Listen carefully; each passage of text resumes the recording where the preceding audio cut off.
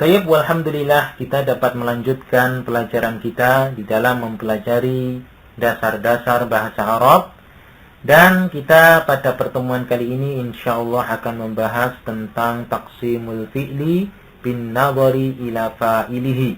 Yang dimaksud adalah pembagian fi'il ditinjau dari pelakunya. Baik, fi'il ditinjau dari pelakunya dia dibagi menjadi dua. Di sana ada yang kita kenal dengan al-fi'lu al-ma'lumu, fi'il maklum. Kemudian ada pula yang dikenal dengan al-fi'lu al-majhulu atau fi'il majhul. Baik, kita akan membahas satu persatu supaya dapat lebih dimengerti. Baik, yang pertama kita akan membahas tentang fi'il maklum. Apa itu fi'il maklum? Di sini disebutkan fi'il maklum adalah fi'il yang disebutkan pelakunya. Jadi dalam suatu kata kita akan mendapatkan dalam suatu fi'il maklum dia ada pelakunya karena memang disebutkan pelakunya. Dalam bahasa kita fi'il maklum sering kita katakan sebagai kata kerja aktif. Namanya kata kerja aktif berarti dia membutuhkan adanya pelaku. Baik, misalnya di sini saya sebutkan contoh Daraba Aliyun al-kalba. Ali telah memukul anjing. Kita perhatikan fi'il daraba, yaitu mempunyai arti telah memukul. Dia kita tahu ada pelakunya atau disebutkan pelakunya. Siapa yang telah memukul? Ali. Nah, karena fi'il daraba ini dia mempunyai pelaku atau disebutkan pelakunya, maka dia dinamakan sebagai fi'il maklum. Baik, contoh yang kedua misalnya qatala al-qaidu al-adwa.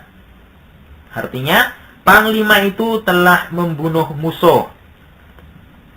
Kita perhatikan pula di sini pada fi'il qatala dia mengandung fa'il dan dia disebutkan fa'ilnya. Kita perhatikan siapa fa'ilnya, yaitu al-qaidu, panglima itu. Sehingga fi'il qatala dinamakan sebagai fi'il maklum. Baik, contoh yang lain misalnya ta'allama Hasanun ilman nahwi. Hasan telah belajar ilmu nahwu. Demikian pula kita perhatikan di sana disebutkan pelakunya. Siapa pelakunya? Yaitu Hasan. Baik, ketiga contoh tadi merupakan contoh dari fi'il maklum yang berupa fi'il madhi. Kita telah belajar fi'il madhi ya. Ada fi'il madhi, ada fi'il mudhari, ada fi'il amr. Baik, untuk yang selanjutnya kita akan membuat contoh fi'il maklum dari fi'il mudhari. Perhatikan di sini kita sebutkan contohnya yaktubu Muhammadun ad-darsa.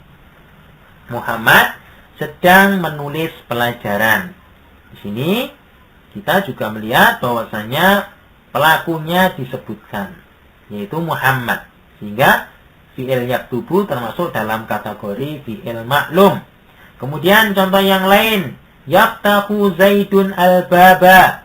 Zaid sedang membuka pintu. Kita perhatikan dia juga disebutkan pelakunya. Siapa yang membuka pintu? Yaitu si Zaid. Dan demikian pula nanti contoh-contoh yang lain. Misalnya, kita sebutkan contoh yang terakhir di sini ya, contoh yang terakhir. Yastami'u al-hadiruna al-khiwara. Para hadirin sedang mendengarkan dengan seksama diskusi itu. Kita perhatikan, fi'il yastami'u dia adalah dikategorikan sebagai fi'il maklum. Kenapa demikian? Karena kita tahu siapa pelakunya, yaitu al-hadirun. Dia disebutkan dalam kalimat tersebut, yaitu pelakunya al-hadirun, para hadirin. Nah, itu merupakan kelompok dari fi'il maklum. Sekali lagi, fi'il maklum adalah fi'il yang disebutkan pelakunya. Dalam bahasa kita namanya kata kerja aktif. Baik, kemudian kita akan membahas kelompok yang kedua. Di sana ada fi'il maklum. Kita akan membahas pula apa yang dikenal dengan fi'il majhul. Apa itu fi'il majhul? Di sini disebutkan fi'il majhul adalah fi'il yang tidak disebutkan pelakunya. Jadi fi'il majhul dia adalah fi'il yang tidak disebutkan pelakunya. Dalam bahasa kita dinamakan dengan kata kerja pasif. Ya, kata kerja pasif itu fi'il majhul yang mempunyai arti tidak disebutkan pelakunya. Baik, misalnya kita sebutkan contoh duriba al-kalbu. Ya, kita modifikasi dari contoh yang di awal pada fi'il maklum. Tatkala ali dihapus, ya, kalimatnya menjadi duriba al-kalbu. Anjing itu telah dipukul. Ya, siapa yang memukul? Tidak disebutkan. Sehingga fi'il duriba dia dikategorikan sebagai fi'il majhul. Nah, ada di antara ahli nahwu yang menyebutkan kenapa kok suatu fi'il itu harus dimajhulkan atau harus dibuat pasif. Itu banyak ya alasannya. Di antaranya ada yang mengatakan bahwasanya untuk menyatakan bahwa pelakunya sudah diketahui. Ya, pelakunya itu sudah memang betul-betul sudah diketahui. Disebutkan sama nggak disebutkan itu sama saja, sudah diketahui. Orang sudah tahu. Contohnya misalnya ya, kalau kita buat contoh di sini, duriba al-kalbu. Anjing itu telah dipukul misalnya. Jadi, semua orang sudah tahu misalnya ada anjing yang dia mengerang-erang kesakitan misalnya. Maka semua orang tahu bahwasanya si Ali itu sukanya atau hobinya mukul anjing. Maka tahu, disembunyikan. Ya, duriba al-kalbu. Berarti tadi si Ali, orang sudah tahu kalau si Ali itu yang memukul anjing tersebut. Ini alasan yang pertama. Alasan yang kedua ada lagi yang menyatakan bahwasanya alasannya itu karena apabila pelakunya ditampakkan, ini dikhawatirkan pelakunya ada apa-apa. Jadi nanti dikhawatirkan terhadap pelakunya.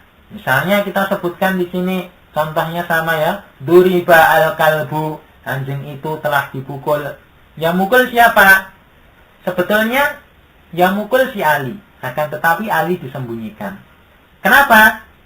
Ya, supaya Ali ini selamat ya, karena si pemilik anjing orangnya misalnya galak, atau si pemilik anjing orangnya misalnya ya suka memukul. Nanti kalau misalnya tahu si pemilik anjing bahwasanya yang memukul adalah Ali, maka nanti Ali ikut-ikutan dipukul. Ini alasannya demikian, yaitu karena dikhawatirkan bagi pelakunya. Itu diantara yang disebutkan kenapa suatu fi'il itu harus dibuat majhulnya. Baik, contoh yang lain misalnya, qutila al-adu, yaitu artinya musuh itu telah dibunuh.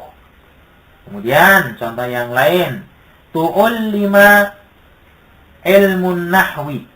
Jadi disebutkan di sini tu'ullima ilmun nahwi. Ilmu nahwu telah dipelajari. Ini untuk contoh-contoh dari fi'il madhi ya. Kemudian kita akan memasuki contoh yang fi'il mudhari misalnya di sini.